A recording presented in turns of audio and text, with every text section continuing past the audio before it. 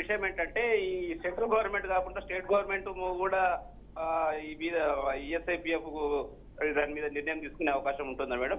ఉంటుంది. మీరు అందుకే మీరు వెళ్ళి ఫస్ట్ గవర్నర్కి ఒక అప్లికేషన్ ఇవ్వాల్సి ఉంటుంది. గవర్నమెంట్ కాదు, మీరు వెళ్ళి ఇవ్వాల్సింది గవర్నర్కి. మీరంతా కూడా మీ ప్రాబ్లమ్స్ అంతా రాసి గవర్నర్కి ఇవ్వండి. ఆల్సో సీఎంకి ఇవ్వాలి. ఎందుకంటే మీరందరూ మేడం ఇప్పుడు మనం గవర్నర్ కలవాలంటే అపాయింట్మెంట్ దొరుకుతుందా మేడం అలాంటి సామాన్యులకి? దొరుకుతుంది. ఇట్లా మీ ప్రాబ్లం చెప్పేసి సీఎంని గవర్నర్ని ఇద్దరిని కలవండి. బట్ అఫీషియల్గా ఇవ్వాలి కాబట్టి గవర్నర్ కలిసి ఇవ్వాలి. అండ్ ఈ కన్సిడర్ చేయాలంటే మీరు ఒక్కరే కాదు, మీరు అందరు గ్రూప్లో మినిమం ఒక 100 మంది అట్లా ఒక ఫామ్ అయ్యి గ్రూప్ లాగా ఒక అప్లికేషన్ వేస్తే అది కొంచెం ఏంటంటే పబ్లిక్ ఇంట్రెస్ట్లో ఉన్నది ఏది కూడా గవర్నమెంట్ కన్సిడర్ చేస్తుంది. సో బేసిక్గా పబ్లిక్ ఇంట్రెస్ట్ పబ్లిక్ గుడ్ కోసమే ఉండాలి, అంటే జనాల మంచి కోసం ఉండాలి. సో స్టేట్ గవర్నమెంటే నిర్ణయం తీసుకుంటుంది, కానీ సెంట్రల్ గవర్నమెంట్ అప్రూవల్ కావాలి దీనికి. అందుకని చెప్పేసి సీఎం మేము ఎంతమంది కార్మికులు ఉన్నదనేది నేను ఆర్టీ యాక్ట్ కింద నేను మొన్న ఇన్ఫర్మేషన్ తీసుకున్నాను. 30,000 మంది ఉన్నాము ప్రజెంట్ గవర్నమెంట్ రికార్డు ప్రకారం. ఆ ఇన్ఫర్మేషన్ తీసుకొని గవర్నర్ గారికి ఇన్వర్ట్ సెక్షన్ లో మరి ఎలా వెళ్ళాలో మరి నాకు అయితే తెలియట్లేదు. మీరు మీడియా సపోర్ట్ కూడా తీసుకోండి సార్. మీడియా సపోర్ట్ తీసుకుంటే ఏంటంటే ఈ మీడియా త్రూ ఏంటంటే మీలాంటి వాళ్ళు ఇంకా ఎంతమంది ఉన్నారో వాళ్ళందరూ ముందుకు వచ్చి మీకు సపోర్ట్ చేసినప్పుడు మీకు ఇంకా బలపడుతుంది. మీ ఏదైతే ఉందో మంచి మోటివ్ ఉందో, ఏమంటారు అంటే మంచి ఇంటెన్షన్తో మీరు ఏదో మంచి పని చేయాలనుకుంటున్నారు, మీరు అందరి గురించి ఆలోచిస్తున్నారు, మీ కమ్యూనిటీలో ఉన్న వాళ్ళు ప్రతి ఒక్కరి గురించి మంచి కోసం వాళ్ళ హక్కుల గురించి ఇంత పోరాడుతున్నట్టు ఫస్ట్ అయితే నేను మిమ్మల్ని అప్రిషియేట్ చేస్తున్నాను. సో మీరు ఇది ఇంకా పెద్దగా కావాలి, ఇంకా గవర్నమెంట్ వారు వెళ్ళాలి అనుకుంటే మీడియాని అప్రోచ్ అయితే ఏంటంటే మీడియా త్రూ ఇలాంటివి చేస్తే ఏంటంటే గవర్నమెంట్ చూస్తుంది దీన్ని, వాళ్ళకి ఇది ఒకటి చెయ్యాలి. ఎందుకంటే మీకు కూడా తెలుసు చాలా ఒక 10 years బ్యాక్ సిరిసిల్లాలో ఏమైంది అనేది మీకు తెలుసు. ఉన్నారా లైన్లో? సిరిసిల్లాలో మీకు తెలుసు కదా, ఒకప్పుడు ఎన్ని చేనేత అంటే ఈ సూయిసైడ్స్ అయ్యేటియో ఇప్పటికీ ఉన్నాయి.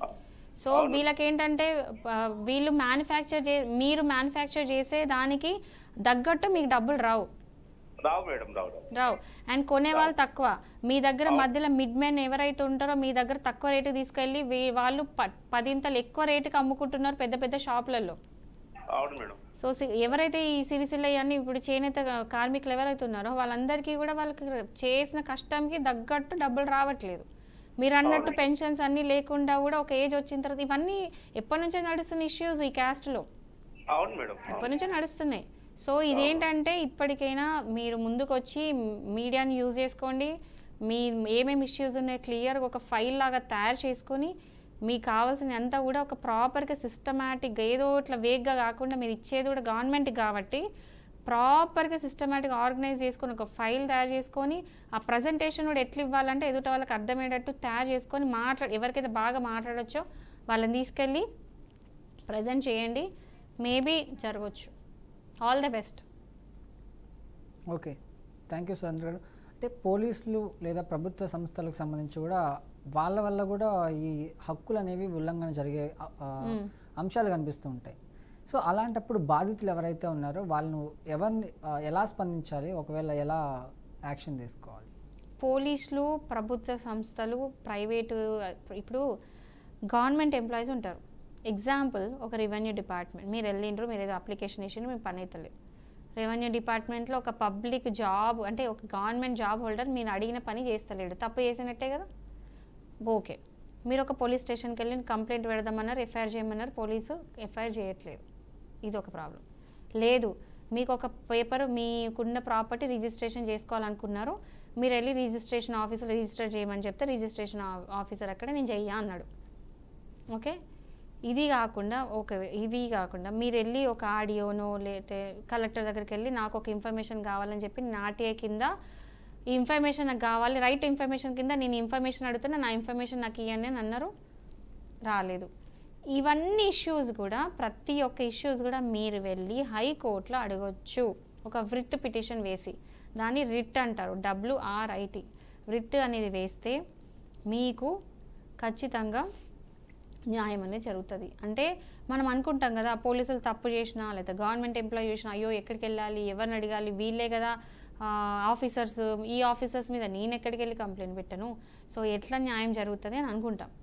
బట్ యాక్చువల్లీ వీళ్ళందరికీ కూడా న్యాయం, వీళ్ళందరూ కూడా వాళ్ళ డ్యూటీ కనుక ప్రాపర్ చేయట్లేదు. Government employees, police department, RDO, MRO, collector, ఎవరైనా సరే గవర్నమెంట్ ఆఫీస్లో పనిచేసిన ప్రతి ఒక్కరు ఇంక్లూడింగ్ కలెక్టర్ తప్పు చేసినా, చేయాల్సిన డ్యూటీ చేయకపోయినా, మీరు అడిగింది వాళ్ళు డ్యూటీ ప్రకారం వాళ్ళు చేయకపోయినా మీరు హైకోర్టుకి వెళ్ళి రిట్ అనేది వెయ్యొచ్చు. ఆ రిట్ ద్వారా మీరు జస్టిస్ అంటే మీ న్యాయం అనేది పొందొచ్చు. సో ఇది బేసిక్ ఇన్ఫర్మేషన్ నేను పబ్లిక్కి, ఈవెన్ ఊర్లో ఉన్న వాళ్ళకు కూడా అర్థమయ్యే విధంగా చెప్తున్నాను. ఎవరైనా సరే వాళ్ళు డ్యూటీ చేస్తారు. నేను చెప్పేది ఏంటి, పబ్లిక్ అంటే గవర్నమెంట్ ఆఫీసర్స్ పని చేయట్లేదు, పోలీస్ డిపార్ట్మెంట్ పని చేయట్లేదు అంటే మీరు వెళ్ళి హైకోర్టులో రిట్ అనేది వేయచ్చు. ఇది ఓకే. సో మానవ హక్కుల ఉల్లంఘన అనేది కోర్టుకు నిరూపించాలనుకోండి, ఎలాంటి సాక్ష్యాలు అవసరం? ఖచ్చితంగా సాక్ష్యం అనేది వెరీ వెరీ వెరీ ఇంపార్టెంట్. ఎందుకంటే నాకు కోపం ఉంది. ఇప్పుడు నేను ఒక దగ్గరికి వెళ్ళినా, నాకు ఆ గవర్నమెంట్ ఎంప్లాయీ నచ్చలే, ఏదో అన్నాడు, నన్ను పని చేస్తున్నాడు కానీ నన్ను ఏదో మాట అన్నాడు, నేను ఏం చేస్తా, పోయి ఫేక్ కేసు పెడతా.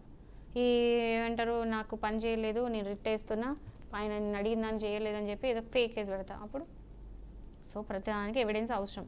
సో ఇక్కడ ఏం సాక్ష్యం ఏంటంటే, ఇప్పుడు మీరు సాక్ష్యం ఉన్నారు కాబట్టి మంచి క్వశ్చన్ ఇది చెప్తున్నా. ఎవరైనా సరే ఎగ్జాంపుల్గా చెప్తా, ఒక కలెక్టర్ దగ్గరికి వెళ్ళి మీరు ఒక కంప్లైంట్ ఇచ్చినారు.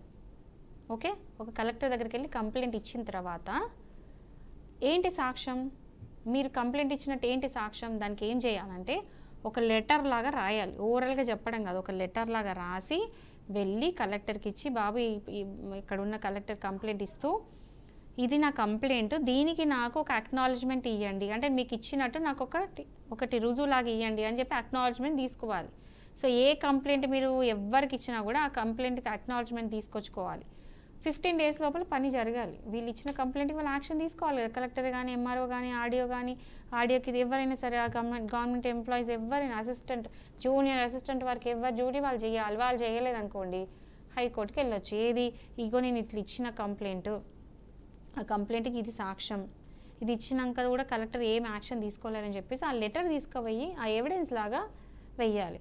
అండ్ ఏ కంప్లైంట్ ఇచ్చిండ్రో ఆ కంప్లైంట్ సంబంధించిన మొత్తం పేపర్లు హైకోర్టులో వెయ్యాలి. ఎగ్జాంపుల్ ల్యాండ్ ఇష్యూ, దాని ల్యాండ్కి సంబంధించిన డాక్యుమెంట్స్ ఏవైతే ఉన్నాయో మీదే ఆ ల్యాండ్ అని అనిపించుకోవడానికి ఉన్న ప్రతి ఒక్క డాక్యుమెంట్ తీసుకెళ్ళి హైకోర్టులో వేస్తూ, ఎట్ ద సేమ్ టైం నేను ఈ కలెక్టర్ కంప్లైంట్ ఇచ్చిన, ఆడియో కంప్లైంట్ ఇచ్చిన, ఎంఆర్ఓ కంప్లైంట్ ఇచ్చిన, వీళ్ళందరూ కంప్లైంట్ ఇచ్చిన, ఈ 15 రోజులు అయింది ఇంకా యాక్షన్ తీసుకుంటలేరని ఆ ఇచ్చిన complaint xerox copy, acknowledgement copy తీసుకెళ్ళి హైకోర్టులో వేస్తే అప్పుడు హైకోర్టు వాళ్ళని పిలిచి మందలిస్తుంది. వాళ్ళకి ఎవరైతే తప్పులు చేశారో, అది కలెక్టర్ అయినా సరే, వాళ్ళకి సంబంధించిన హైకోర్టుకి పిలిచి మీరు ఎందుకు ఈ పని చేశారు, ఈ పని చేయండి, ఖచ్చితంగా చేయాల్సిందని చెప్పేసి హైకోర్టు మందలిస్తుంది. ఎస్, మనకు ఒక కాల్ కూడా అప్పుడు ఎపిసోడ్లో మనకు వచ్చింది, ఒక కాల్ కదిర్ నుంచి సిద్ధప్ప అని చెప్పేసి, ఎంఆర్ఓ కానీ, విఆర్ఓ కానీ, తహసీల్దారు, కలెక్టర్, వీళ్ళందరికీ నేను కంప్లైంట్ ఇచ్చాను కానీ ఎవరు యాక్షన్ తీసుకోవట్లేదు, ఏం చేయాలి అలాంటి టైంలోనే ఇలాంటి ఇన్సిడెంట్. ఎస్, వీళ్ళందరి లిస్టులో, రెస్పాండెన్స్ లిస్టులో పెట్టాలి. అంటే వీళ్ళందరి మీద కంప్లైంట్ పెడుతున్నా, వీళ్ళందరూ కూడా నా కంప్లైంట్లో రెస్పాండెన్స్ అని చెప్పి కలెక్టర్, ఎంఆర్ఓ, ఆడియో అందరినీ కలిపేసేసి వాళ్ళని రెస్పాండెన్స్ చేసి ఒక రిట్ అనేది హైకోర్టులో వేసేయాలి. అప్పుడు హైకోర్టు వాళ్ళందరినీ మందలిస్తారు, పిలిచి వాళ్ళు చేయాల్సిన డ్యూటీ చెయ్యండి అని చెప్పేసి వాళ్ళ డ్యూటీ వాళ్ళకి గుర్తు చేస్తారు అనమాట. సో మరొక కాలర్ అయితే ఉన్నారు, వనపర్తి నుంచి భాస్కర్ గారు. భాస్కర్ గారు నమస్కారం అండి. నమస్తే సార్. చెప్పండి, సమస్య ఏంటండి? సార్, సమస్య ఏంటంటే మానవ హక్కుల ఉల్లంఘన జరుగుతున్నది వాస్తవము. ఒకటి ఏంటంటే, ఇప్పుడు నేను డిజేబుల్ పర్సన్ సార్, హ్యాండిక్యాప్, 2 కాళ్ళు లేవు. ఇంత కంప్యూటర్ జనరేషన్ లో కూడా ఎక్కడ ప్రభుత్వ కార్యాలయాలు కానీ, తర్వాత కోర్టుల చుట్టూ కూడా ర్యాంపులు లేవు సార్. వెళ్ళడానికి కూడా ర్యాంపులు లేవు. పేరుకొమ్మ కంప్యూటర్ జనరేషన్ అని చెప్తుంటారు. అసలు ఆడ డిజేబుల్డ్ అంటేనే వివక్షత కనబడుతుంది ఒకటి. రెండవది, ఈ మహబూబ్ నగర్ జిల్లాలో 2 గ్లాస్ సిస్టమ్ ఉంది సార్. దరూర్ ఏరియాలో 2 గ్లాస్ సిస్టమ్ ఏంటంటే, మనము అక్కడికి ఓటకపోతే కొత్త వాళ్ళకేమో గాజు గ్లాసులు ఇస్తారు, అదే మంచి హై క్యాస్ట్ ఉన్న వాళ్ళకు స్టీల్ గ్లాస్ ఇస్తుంది సార్. ఇప్పటికి ఉంది అదొకటి. ఇంకోటి, రెండవది, ఈ మన మహిళలను చీడ కట్టి ఊరేగిస్తారు సార్, జోగిని వ్యవస్థ అనేది. ఏంది సార్, ఇంత జనరేషన్ కూడా ఇంకా నడుస్తా ఉన్నాయి. ఇవి పోవాలంటే ఏం చేయాలి, ఎట్లా చేయాలి? చాలా దోమలు కూడా ఉన్నాయి. బాల కార్మికుల వ్యవస్థ ఉంది, అది అంతకే ఉంది. ఇంప్లిమెంటేషన్ లో చాలా లోపం ఉంది సార్. ఇది సరి చేయాలంటే తెలియదు. ప్లానింగ్ బాగుంటుంది కానీ ఇంప్లిమెంటేషన్ చాలా వరస్ట్ ఉంది సార్ నా దృష్టిలో. ఏం చేయాలి? మొన్న దిశ కేసులు వాళ్ళు చేశారు, అది 10 రోజులు అయ్యేది దాదాపు 1 సంవత్సరం 2 సంవత్సరాలు గడుపుతారు సార్. కేసులు కూడా కోర్టులో కూడా కోర్టు అనేది ఎట్లా ఉందంటే ఒకప్పుడు న్యాయ దేవత అంటే అమ్మ దేవత అన్నట్టుంది. ఇప్పుడు ఆ కోర్టులు కూడా ఎట్లుందంటే కమర్షియల్ అయిపోయింది సార్. ఏం చేయాలి సార్ వీటిని సరి చేయాలంటే ఏం చేయాలి చెప్పండి సార్. ఇప్పుడు న్యాయం జరిగిన చోట అన్యాయం కూడా జరుగుతుంది, నేను ఒప్పుకుంటా. సో ఈ సొసైటీలో ఈ మార్పులు నేను ఎపిసోడ్ స్టార్ట్ అయినప్పటి నుంచి, ఈ రోజు ఎపిసోడ్ స్టార్ట్ అయినప్పటి నుంచి అదే చెప్తున్నా. అసలు ఇంత చట్టాలు ఇట్లా ఉన్నా కూడా ఇంకా జరిగే చోట జరుగుతున్నాయి. దీనికి రీజన్ ఏం తెలుసా? అవేర్నెస్ లేకపోవడం. ఎవరి హక్కులు వాళ్ళ, ఇది నా హక్కు అని నాకు తెలియకపోవడం. అంటే ఇప్పుడు ఊర్లో ఉన్న వాళ్ళ మీరు మాట్లాడుతున్నారు కదా, గ్లాస్ స్టీల్ గ్లాస్ ఇస్తారు, ఒక గ్లాస్ ఇస్తారని చెప్పేసి, అక్కడ వాళ్ళు క్వశ్చన్ చేయట్లేదు. ఎవరైతే అంటే నాకు అసలు ఇది వాళ్ళు ఏంటంటే ఇది ఇంతేనేమో, మా క్యాస్ట్లో మమ్మల్ని ఇట్లనే ఈ వాటర్ తాగాలి, ఈ గ్లాస్తో తాగాలని వాళ్ళు అక్కడికే సర్దుకొని వెళ్ళిపోతున్నారు. కానీ సర్దుకోకుండా అదేంటి అని చెప్పేసి క్వశ్చన్ ఎవరైతే చేస్తారో వాళ్ళకే న్యాయం జరుగుతుంది. ఎంతమంది క్వశ్చన్ చేస్తున్నారు? నో వన్, చాలా తక్కువ క్వశ్చన్ చేసిన. ఇప్పుడు ఇది మీరు అన్న ఇన్సిడెంట్లో చూద్దాము. ఇప్పుడు ఆ పర్సన్ ఇట్లా అయింది అన్నప్పుడు అవి వీడియోలాగా తీసి, ఇప్పుడు మనము ఎన్నో ఇన్స్టాగ్రామ్లో ఫేస్బుక్లో ఓపెన్ చేస్తే చాలు ఇట్లాంటి ఎన్నో మనకు కనపడుతున్నాయి వీడియోస్. ఇట్లాంటి వీళ్ళని కొట్టిండ్రు, వాళ్ళని కొట్టిండ్రు, ఇట్లా చేసిండ్రు, పోలీస్ స్టేషన్లో ఆమెను కొట్టిండ్రు, ఇట్లాంటి వీడియోస్ బయటకు వస్తున్నాయి. అప్పుడు ఏమవుతుంది, ఇమ్మీడియట్గా యాక్షన్ తీసుకొని ఆ పోలీస్ ఆఫీసర్ని మొన్న ఎవరైతే ఆమెను కొట్టిండ్రో అరెస్ట్ చేసి సస్పెండ్ చేశారు. సో ఇట్లాంటి వాటికి ఏంటంటే ఇప్పుడు మీరు అన్నట్టు అట్లాంటివి ఏమైనా జరిగితే వీడియో తీసి ఎందుకు పంపిస్తలేరండి పోలీస్ స్టేషన్కి, కోర్ట్స్కి? కేసు వేయొచ్చు కదా, హ్యూమన్ రైట్స్ కమిషన్లో కేసు వేయొచ్చు కదా. ఈ వీడియోలన్నీ పెట్టి కూడా సరే అంత దూరం పోలేరు, సోషల్ మీడియా ఉంది, సోషల్ మీడియా ద్వారా వైరల్ చేయండి. సో ఎవరికైతే హక్కులు తెలవాల్సిన వాళ్ళకి హక్కులు తెలియకపోవడం ఫస్ట్ ప్రైమరీ కాజ్ దీనికి. సెకండ్ ఏంటంటే ఎవరు ఫైట్ చేయడం, నాకెందుకులే అన్నట్టే ఉన్నారు.